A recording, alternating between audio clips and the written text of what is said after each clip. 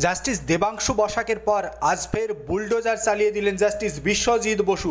School service, প্রাথমিক, পৌরসভা, public service commission সব নিয়োগেই চাকরি বাতিল হবেই, এমনটা বলছেন হাইকোর্টের এক আইনজীবী। তার মাঝেই আজকে সরাসরি বুলডোজার চালিয়ে দিলেন জাস্টিস বিশ্বজিৎ বসু।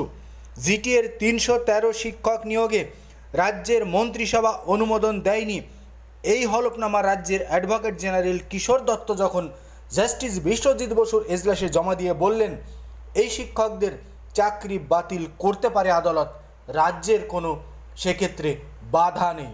আর তারপরে জাস্টিস বিশ্বজিৎ বসু জিটিএর হলফনামা তুলে ধরলেন, দেখালেন রাজ্যের আইনজীবীকে। জিটিএ বলছে রাজ্যের মন্ত্রিসভার অনুমোদন নিয়ে 313 জন শিক্ষকের নিয়োগ করা হয়েছে, আর রাজ্য মন্ত্রিসভার হলফনামা, রাজ্য সরকারের হলফনামা অ্যাডভোকেট জেনারেল যেখানে জমা দিয়ে বলছেন মন্ত্রিসভার অনুমোদন না নিয়ে নিয়োগ করা হয়েছে।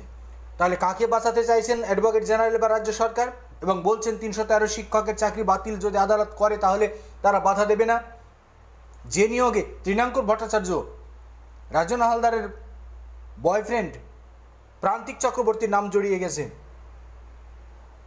তৃণমূল নেতা বিনয় তামাংয়ের নাম জড়িয়ে গেছে, সম্প্রতি যিনি বিজেপিতে আবার যোগ দিয়েছেন কানাঘুষো শোনা যাচ্ছে, তাদের বাঁচানোর জন্যই কি রাজ্য সরকার এবং 26,000 চাকরির মাথা, 26,000 চাকরির যে খাঁড়া মাথার উপরে ঝুলছে, সুপ্রিম কোর্টে গলা ধাক্কা খাচ্ছে, সমস্ত বিষয়গুলো নিয়েই, সব শিক্ষকদের বিষয়গুলো নিয়ে মুখ বাঁচাতেই কি রাজ্য সরকার 313 জনকে আবার বলি করতে চাইছে?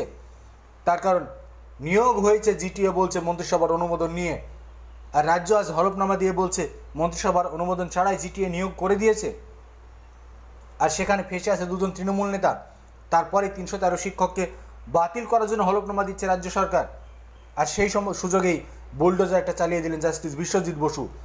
জিটিএ বলছে মন্ত্রিসভার অনুমোদন নেওয়া হয়েছে, আর মন্ত্রিসভার অনুমোদন না নেওয়া হয়নি, এমনটাই বলছে রাজ্যের আইনজীবী।